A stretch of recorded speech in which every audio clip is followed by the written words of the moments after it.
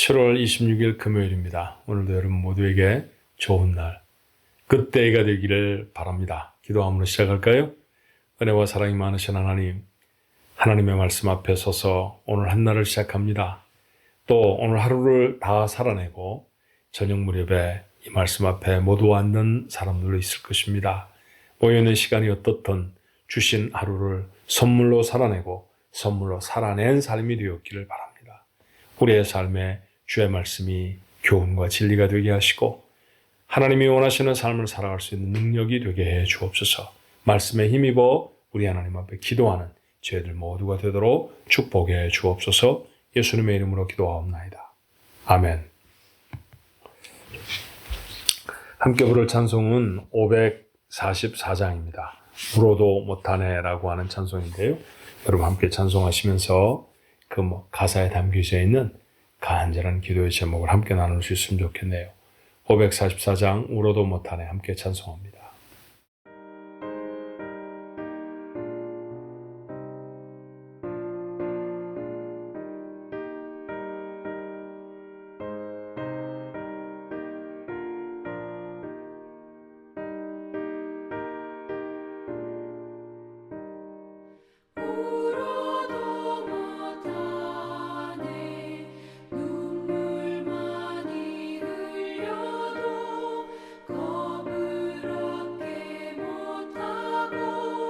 죄를 씻지 못하니 울어도 못하네. 십자가에 달려서 예수 고난 당했네. 나를 구원하시니 예수밖에 없네. 힘써도 말과 뜻과 행실이 깨끗하고 착해도 다시 나게 못하니 힘써도 못하네. 십자가에 달려서 예수 고난 당했네. 나를 구원하시니 예수밖에 없네.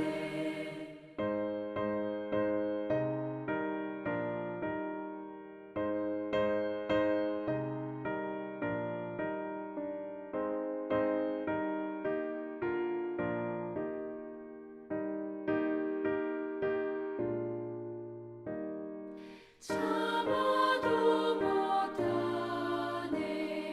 할 수 없는 죄인이 흉한 죄에 빠져서 어찌하니 죽을까. 참아도 못하네. 십자가에 달려서 예수 고난 당했네. 나를 구원하시니 예수밖에 없네. 믿으면 되겠네.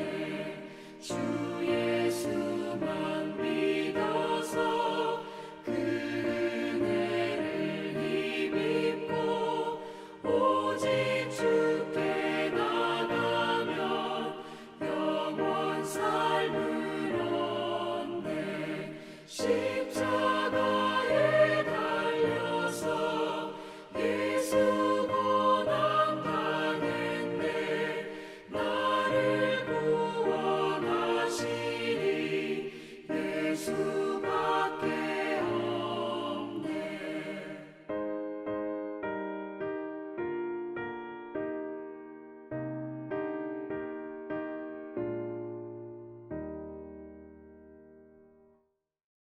오늘 주신 하나님 말씀 열왕기하의 장을 바꿔서 16장입니다. 1절로 9절의 말씀이에요. 열왕기하 16장 1절로 9절의 말씀 같이 한번 읽습니다.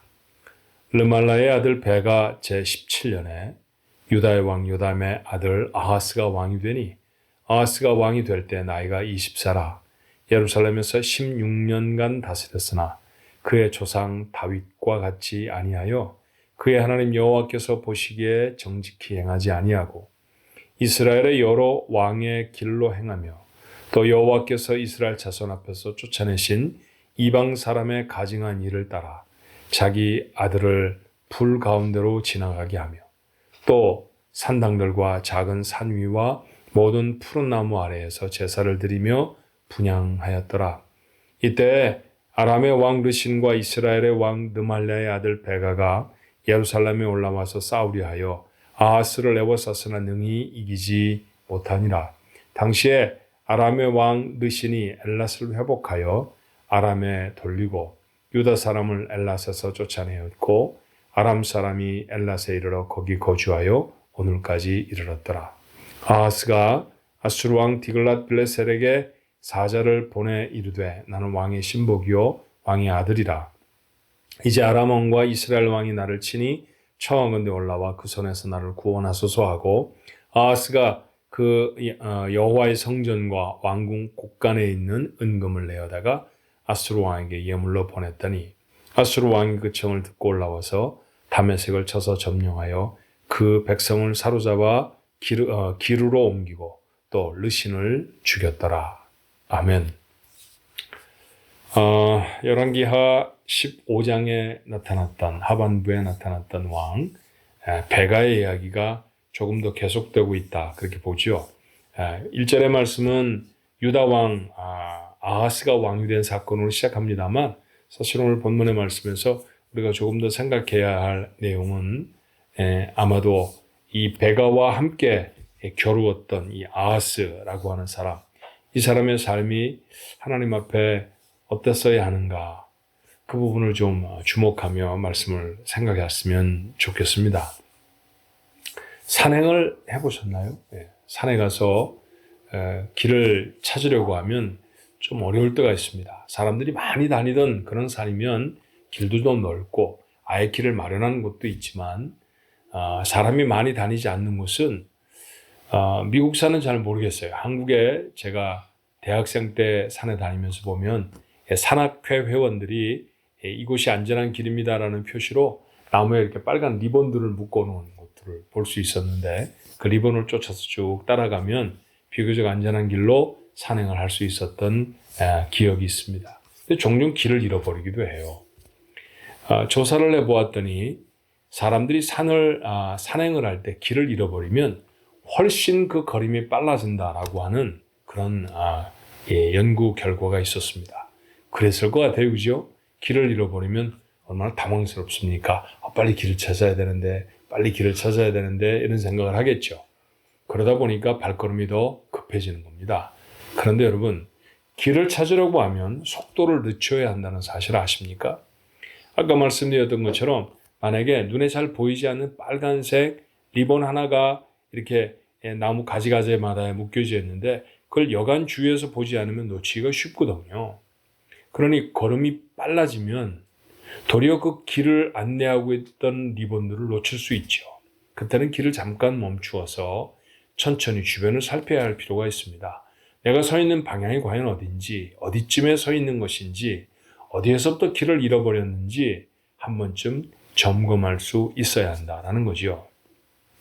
근데 오늘 이 말씀에 보니 어제 우리가 읽었던 이 베가라고 하는 이스라엘 왕과 마찬가지로 유다의 왕이 되었던 아하스, 제목을 붙이면 길을 잃어버린 왕이 아니었나 그런 생각이 들어요. 자, 유다 왕과 아하스입니다. 15번째 유다의 왕이죠. 이 사람은 우상 숭배를 하던 사람이었어요. 유다 왕이 이래서는 안 됩니다. 이방 사람들의 제사 풍습을 따라서 자기 아들을 제물로 바치기도 했습니다. 아들을 제물로 바친다는 것, 사람을 제물로 바치는 것은 하나님이 철저하게 금하시는 것이었거든요.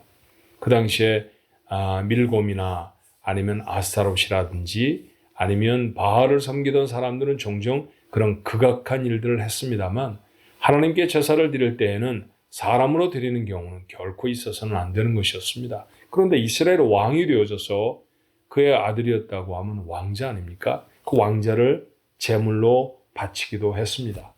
왜 이런 일을 했을까요? 왜 이방신 이런저런 신들을 섬기고 이 신이 좋다 그러면 그 신 앞에 엎드려 보고 저 신이 좋다 그러면 그 신에게 가서 제사를 드리기도 하고 어떤 때는 자기가 그렇게 사랑하고 소중히 여기는 아들을 제물로 바치기도 했을까요? 내용은 정확하지 않지만 그가 어떻게 했다라고 성경이 구체적으로 기록하고 있지 않지만 복을 구하는 것에 다름이 아니었을 거예요.